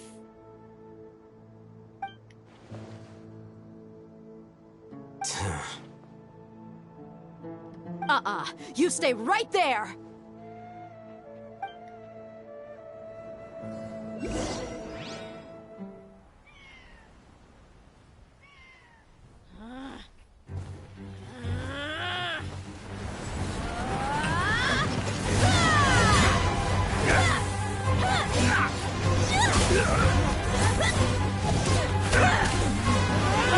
Boy, what do you think you're doing? Grandpa! Don't you see this blade here? You coward! Why are your hands shaking? Oh shit. Wait a second! It's a earthquake!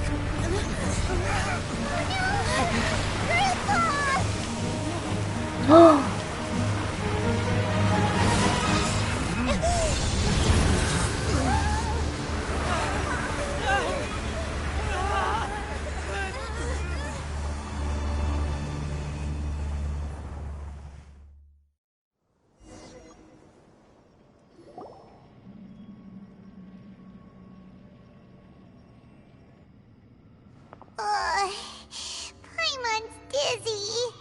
Hmm.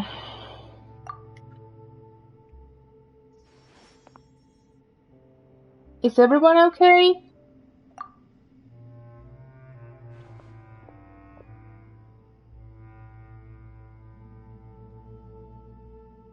Ugh, this day's going just great. What a nuisance. The sand dune collapsed. I saw an energy field. The village keeper protected us. It glowed green with Dendro. Just like you said, it may well have been the remains of Lesser Lord Kusanali's power inside the scholar's body. No doubt. You finally believe me. The Dendro Archon. The present one. Yes. Grandpa? Grandpa? Oh no, he's getting confused again. Hey, look around you. Did there used to be a temple here?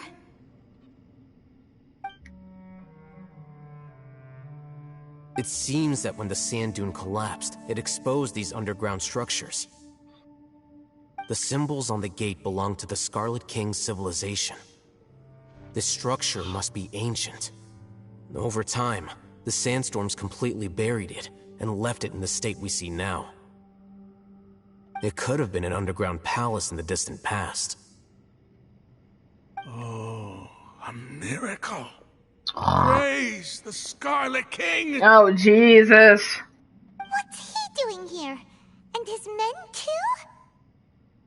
They must have fallen down here with us. Pretty lucky if you ask me.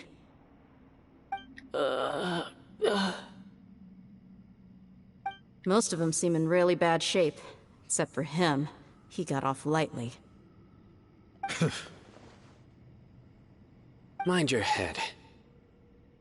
No, this isn't the time for conflict. Our exalted lord has shown us the way to his sacred palace. He's not actually gonna go in there, is he? As it happens, I want to take a look inside too. Me too. What are you doing? Don't you think it's curious? 1 minute, Lesser Lord Kusanali's power protects us from harm, and the next, remnants of the Scarlet King's civilization appear. 2 major deities are vying to showcase their power to us. It would be a shame not to witness them both. Paimon thought you weren't interested in gods. Indeed. In my view, gods are just a higher form of living being, or creature, you could say. New discoveries are always worth investigating. Whether they have anything to do with gods is neither here nor there. Raman, what are you gonna do about your men? I'll just let them lay here. The Scarlet King will take care of his people. Right now, I'm going inside. Oh, jeez.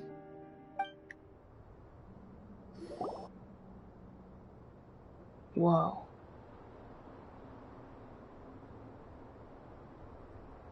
It's full of life here. This defies comprehension.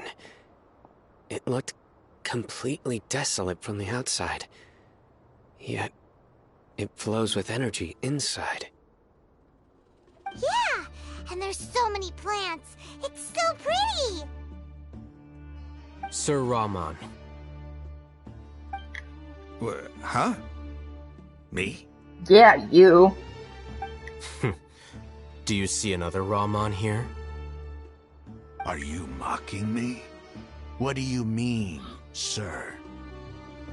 Interpret it however you want, but there's something I'd like to draw your attention to. While this structure is clearly left over from the Scarlet King's civilization, the energy that flows in here is that of the Dendro Archon. Yeah, I noticed the same. Whatever you say, it's not like I have a vision. There's nothing to be angry about. Think of this as an academic journey. It does seem kinda strange. If that's true, then We might have to explore this whole area to find an explanation.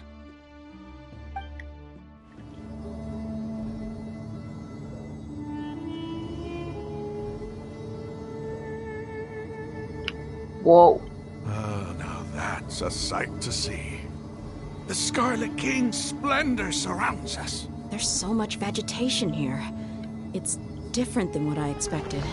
Well, There are yeah. a lot of plants for a desert. That's what I call divine providence of the Scarlet King.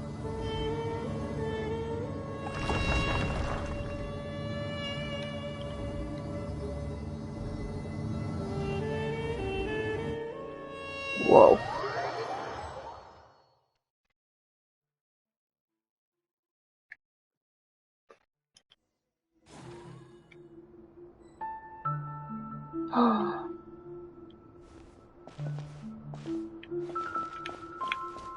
Holy shit.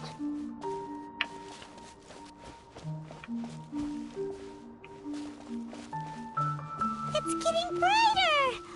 Oh, it looks so beautiful.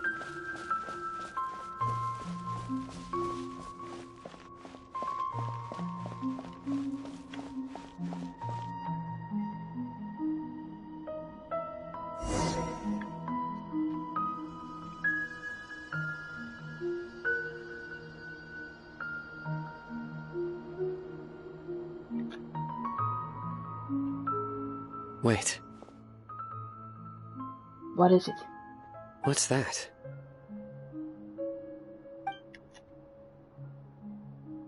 A load of flowers. And it looks like there's something among them. It looks like a tomb. Oh, these are Scarlet King runes. They left something behind. Yes. It's an elegy written in an ancient script. What does it say? Here lies our faithful priest Kasala. His wisdom is a miracle among the people, deserving of high praise and admiration. You can read ancient Scarlet King script? Of course. Every student needs to master at least 20 languages before they graduate. He's not serious, right? There's still something off about this place. The elemental energy here is too concentrated. The scent of life. Is it trying to tell us something? Is this it? Analyzing.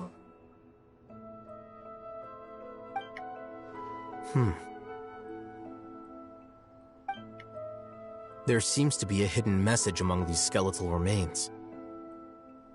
Excellent. There's a device from the Scarlet King's civilization in this gravesite.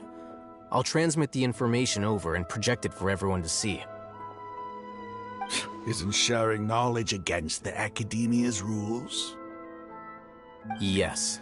However, under the circumstances, I'd prefer you to see this for yourself. You'll understand after watching it.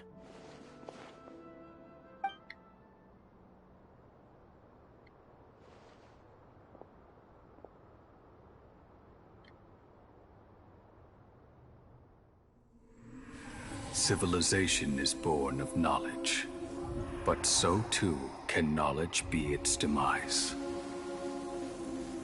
A disaster caught us unaware. It was knowledge that did not belong to this world. The Scarlet King brought this forbidden knowledge into our world, and it quickly spread like a plague. People's minds were filled with crazed whispers. Dark gray scales spread across their bodies. Even the land was stripped of its vigor. Only a desperate, deathly silence remained.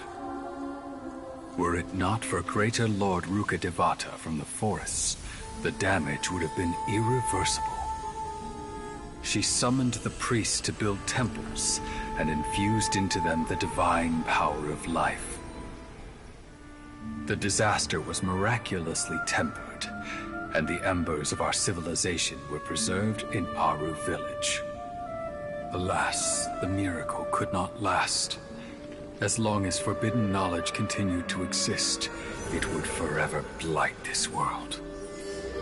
In the end, the proud king of the desert, my eternal lord, chose to sacrifice himself. I have spent my whole life since guarding one of these many temples. But now, my duty is coming to an end. As I close my eyes for the final time, the sight of that noble deity will appear in my vision once more. In helping the Scarlet King to eradicate forbidden knowledge, she exhausted her strength, and her form became that of a small child. How strange. Now that I think of her, I no longer have any fear of death, for I sense that the spirit of life will abide with me during my eternal sleep. Children of the desert, cling no longer to past grievances, but hold tight to the memory of this act of benevolence. Holy shit. What was that? The priest's memories. No, impossible. Greater Lord Rukkhadevata. So the former Dendro Archon and the Scarlet King were never enemies at all. But this doesn't make any sense. The Dendro Archon's followers, they're clearly... Was that the former Dendro Archon? She became so tiny in the end.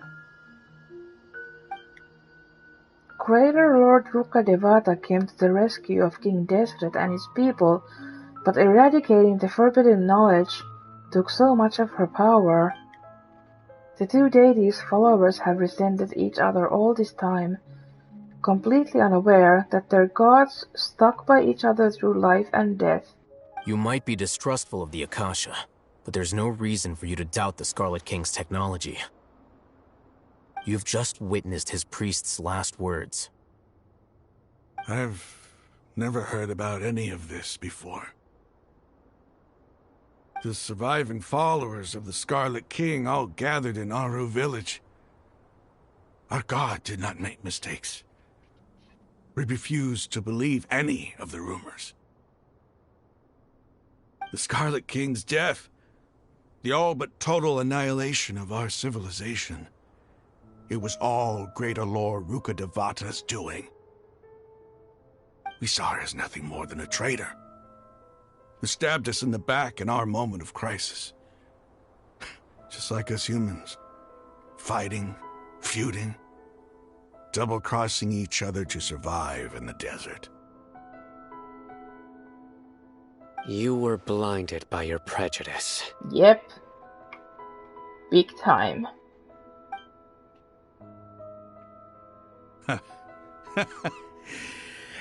If I hadn't seen this for myself, if I hadn't witnessed his last words with my own eyes, ears, and heart, how could I ever begin to accept this?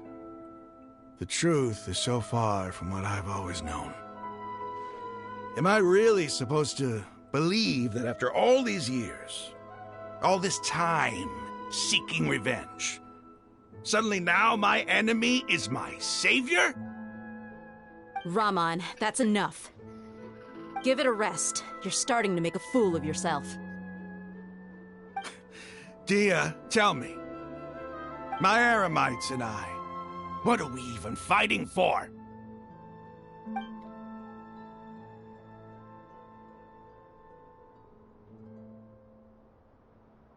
Hey, how you doing? I'll live. Thanks. I should probably go. Can't just stay here forever. What's your next move gonna be? Oh, I know what you're going to ask. I feel deeply ashamed of everything I've done. You'll get everything you're asking for. But please, give me some time. After everything that's happened here today, somehow I need to explain it to the others. It's not gonna be easy. Well, I guess that's for me to deal with. Dia, this is where our camp's located. Make a note of it. When would be a good time for us to go? Tomorrow, I'll convince everyone that we're all on the same side. And I'll return every last one of your your village keepers. We'll share our other resources with you, too. You seem to finally understand that our true enemy is the sages. Yes. The gods never gave up on anyone. It's the people responsible for all this that need to face the consequences of their actions. That must have been rough, but he seems to have figured things out now. Ramon's no fool. Being the leader of your own faction in the desert is no easy feat. It's too bad he was held back by his belief in the Scarlet King. But now that that's changed, I guess we have a few more people on our side. This is a turn for the better. The outcome, at least, is favorable. We should get going too. Let's head back, have a proper meal, and a nice, long sleep. We'll need all our energy tomorrow.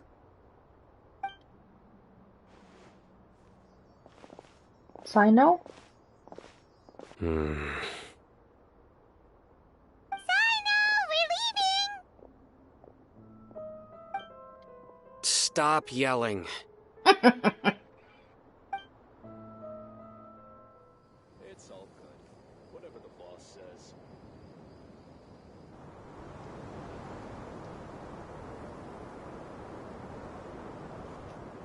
Ramon, we're here. Everything's been arranged. Someone will bring the village keepers back to Aru village shortly. I guess all I can say now is, thanks for agreeing to help. Don't mention it.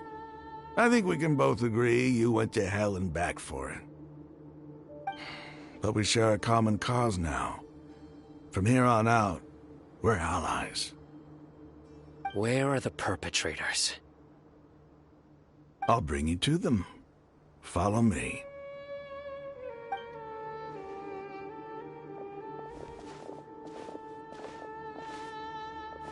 So these are the people who kidnapped the village keepers.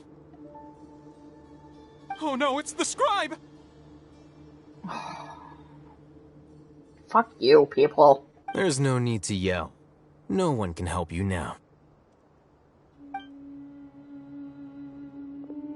We've been all over the desert trying to find you!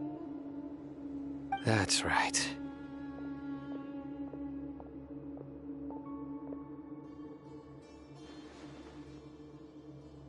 General Mahamatra? No, no! Make it quick, please! Swift and painless!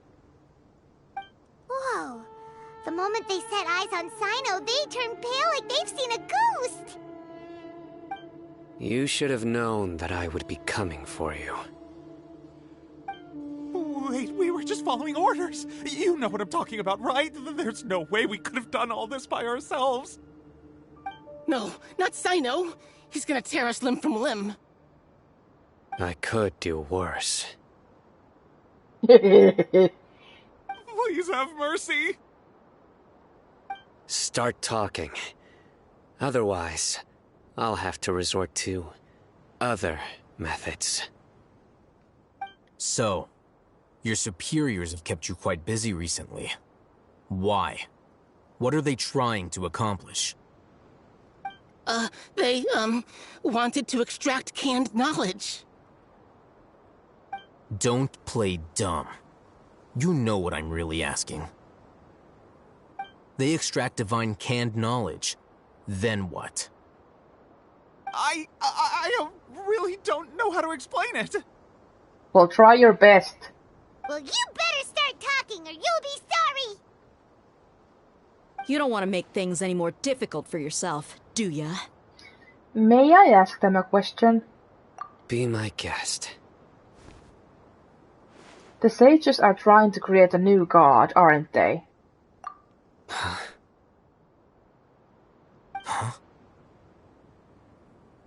Uh-huh. That sure didn't sound like a fancy metaphor or anything. You're serious, aren't you? How did you know? There's no use hiding it now. Yes, you're right.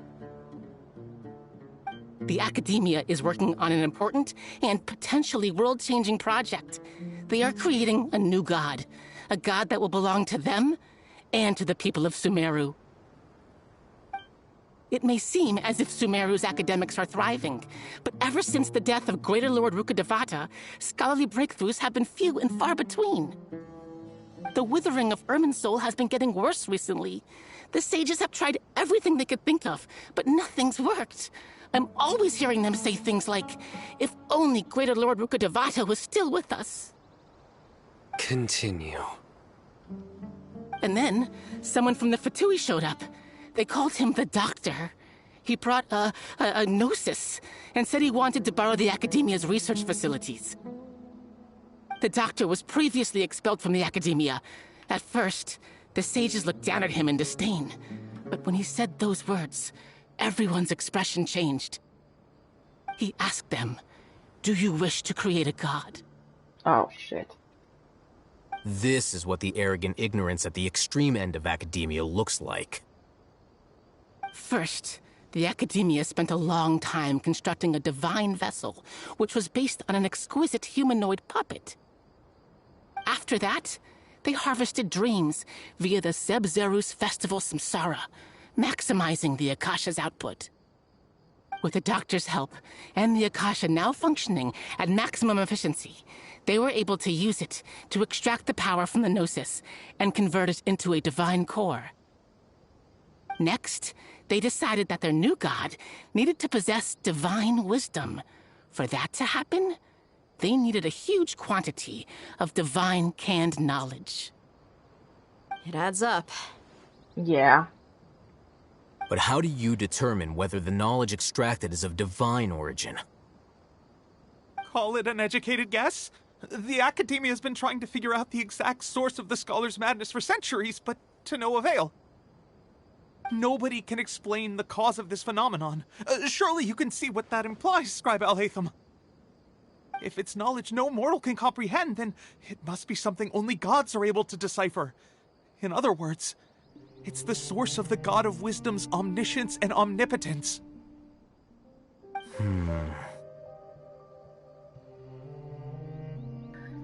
But the sage's end product won't be Greater Lord Rukkhadevata. It will be the Balladeer. You must have noticed by now. The Academia doesn't care about who their god is. It's the ability to exercise control over knowledge and wisdom that matters. It is as if they are cursed with a desire for omniscience and omnipotence that burns in their blood. Some organisms demonstrate phototaxis, and thus orient their entire lives in respect to sources of light. For the sages, their only source of hope is the existence of a deity who embodies the acme of wisdom. This is but a form of phototaxis. For many scholars, the absence of a god of wisdom means stumbling in the darkness for the duration of their lives. Then what does Lesser Lord Kusanali mean to you? Is she not a true god present in this world? If you already have a new god, why try to create another one? From the beginning, the Academia has never treated her as a god. When the Academia first discovered Lesser Lord Kusanali, the newborn god of wisdom, the sages hoped that she would be as wise as Greater Lord Rukkhadevata. But upon evaluation, they found that at the time she possessed no more intelligence than any ordinary human child. The sages never had a ruder awakening. This forced them to accept that Greater Lord Rukkhadevata had indeed passed away. Not to mention that Lesser Lord Kusanali's Gnosis had been used to power the Akasha this entire time.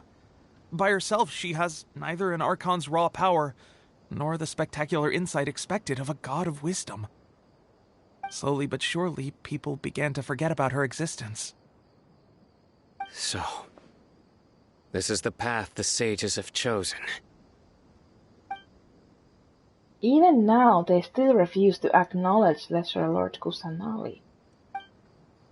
I never imagined a god could be subjected to such cruelty. Alright, let's try to keep our cool.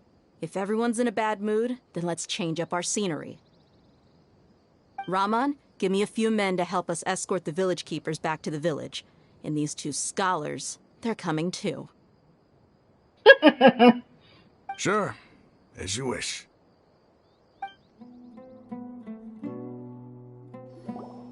The village keepers you found have all been returned to their homes, and each one has a dedicated caregiver to look after them. The two new scholars are being kept under close supervision, too.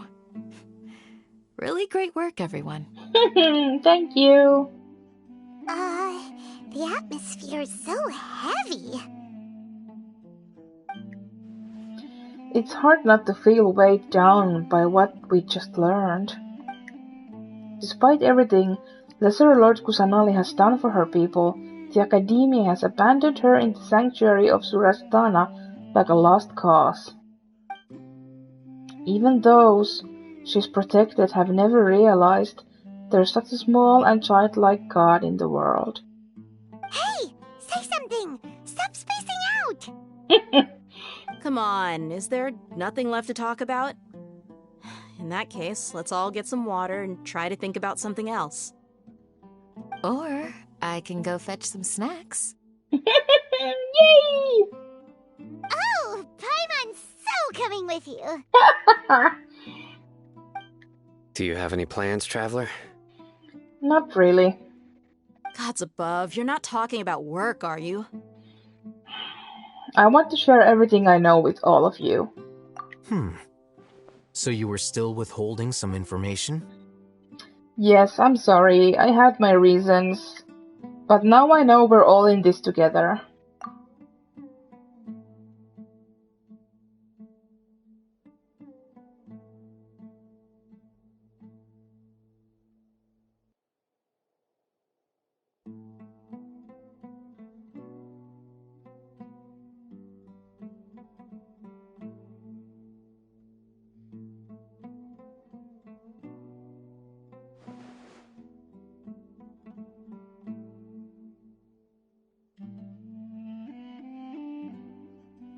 Even though we lived through all of this firsthand, it still feels super surreal to hear you talk about it again. That's everything we've experienced so far in Sumeru. What a whirlwind of a story. I felt like I was holding my breath the whole time. It seems like there'll be more issues to face in the days ahead than I'd anticipated. Still, now's a good time to make our next move. Now that Raman's joined us, we'll be an even stronger team. It's time to make a plan. Indeed. These events are a flagrant transgression of the rules in every sense. We cannot allow it to continue. So, everyone, are we on the same page? Crush the sages and rescue our god. That is our ultimate goal. No matter what lies ahead, I will do my utmost. Well, let's brainstorm a little more about what other resources we can draw on. The next time we gather here, we must have a solid plan. Yep, it'll work out for sure. Well, let's hope so.